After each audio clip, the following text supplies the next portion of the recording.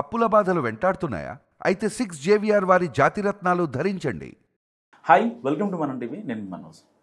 కాంగ్రెస్తో వైసీపీ అధినేత జగన్ రాజీ పడుతున్నారా అనే అనుమానాలు ఇప్పుడు తెలుగు రాజకీయాల్లో ఒక ఒక టాపిక్ రేస్ చేస్తున్నాయి అన్నమాట. ఎందుకు కలవాలి, అసలు అక్కడి నుంచే కదా ఇక్కడికి వచ్చింది, మరి ఇప్పుడు కలవాల్సిన అవసరం వచ్చింది? ఒక పక్క ఉపరాష్ట్రపతి ఎన్నిక, లేదంటే తర్వాత రేపొద్దున అరెస్ట్ అయితే బీజేపీ నుంచి ఎలాగో సపోర్ట్ దొరకదు కాబట్టి కాంగ్రెస్ కొంచెం ఉనికిని చాటుకుంటుంది.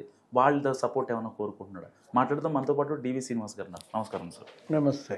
ఒకవేళ నిజంగా అనుకున్నట్టుగా ఇప్పుడు ఏదైతే ప్రచారం జరుగుతుందో వైసీపీ కాంగ్రెస్తో ములాఖత్ అయితే బీజేపీకి అంటే మోడీ ఇంకా గట్టిగా పట్టుకుంటాడు కదా సార్, ఏదో అరెస్ట్ చేయడం కావచ్చు.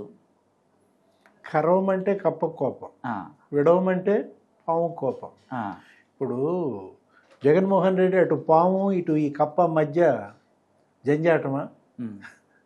ఇప్పుడు అతను బీజేపీలో ఎన్డీఏలో భాగస్వామి కాలేడు, అలా అని ఇటు ఇండియా కూటమిలో చేరలేడు. మరోసారి జగన్మోహన్ రెడ్డి పార్టీ నిటనిలువుగా చీలిపోతుందా? ఆల్రెడీ మొన్న ఒక 4 రాజ్యసభ సభ్యులు రాజీనామా చేసి వెళ్ళిపోయారు. మోపిదేవి రమణరావు, కృష్ణయ్య, బీడా మస్తాన్ రావు, విజయసాయి రెడ్డి. అసలు ఆయన వ్యవసాయం చేసుకుంటున్నాడు.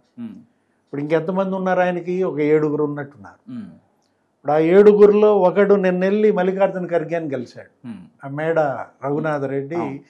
జగన్మోహన్ రెడ్డి ఏమో ఎన్డీఏ అభ్యర్థి రాధాకృష్ణన్కి మద్దతు ప్రకటించాడు. నిన్న 2 కీలక పరిణామాలు. బొత్స సత్యనారాయణ చెప్పాడు జగన్ మద్దతు మేము రాధాకృష్ణన్కి ఇస్తున్నామని. మరి ఇతనెళ్ళేమో ఖర్గేని గెలిచాడు, మేడా రఘునాథ్ రెడ్డి. వాళ్ళ అభ్యర్థి సుదర్శన్ రెడ్డి. అంటే వీళ్ళు ఎవరికి ఓటేస్తారు? ఇప్పుడు రఘునాథ్ రెడ్డి ఏమంటాడు, నా ప్రయాణం జగన్తోనే అంటాడు. నేనేదో నా స్నేహితుడు ఖర్గే కర్ణాటకలో మరి వేరే పనుల నిమిత్తం కలిశానంటాడు. ఒకే రోజు ఈ 2 పరిణామాలు జరిగేసరికి జనంలో కన్ఫ్యూజన్.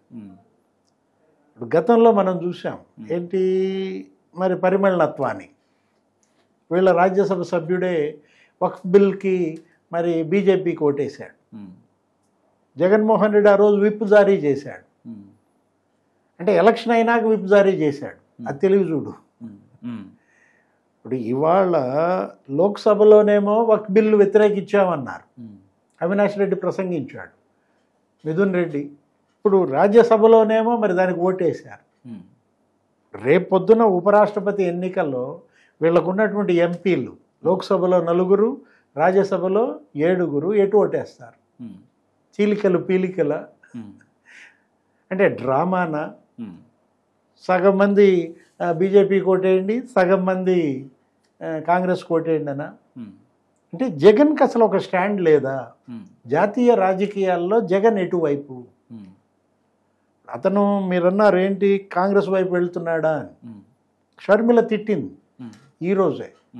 బీజేపీకి బి టీము వైసీపీ, రాధాకృష్ణన్కి మద్దతు ఎలా ఇస్తారు బీజేపీ? ఇప్పుడు వాళ్ళంటే చంద్రబాబు, పవన్ కళ్యాణ్ బహిరంగ పొత్తు, నీది దొంగ పొత్త.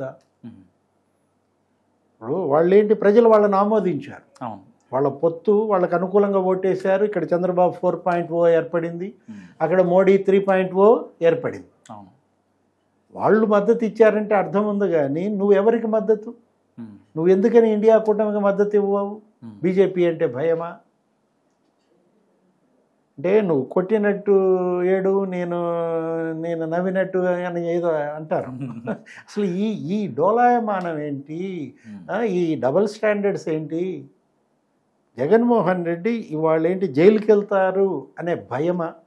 ఒకవైపేమో లిక్కర్ కేసు, ఈరోజు నారాయణ స్వామితో విచారణ, డిప్యూటీ సీఎం ఆయన అరెస్ట్ అంటున్నారు. నారాయణ స్వామిని అరెస్ట్ చేస్తున్నారు అన్న వార్తల నేపథ్యంలో జగన్మోహన్ రెడ్డి లిక్కర్ కేసులో అరెస్టు తప్పదు అంటున్న పరిస్థితుల్లో ఇతను మరి బీజేపీ అభ్యర్థికి మద్దతు ఇవ్వటం క్విడ్ ప్రోకోనా? అంటే నన్ను అరెస్ట్ కాకుండా ఆపండి అని కాళ్ళ వేళ్ళ పడే ప్రయత్నమా? నువ్వు మద్దతు ఇచ్చినంత మాత్రాన నీ అరెస్ట్ ఆగుతుందా? రెంటికి చెడ్డ రేవడి.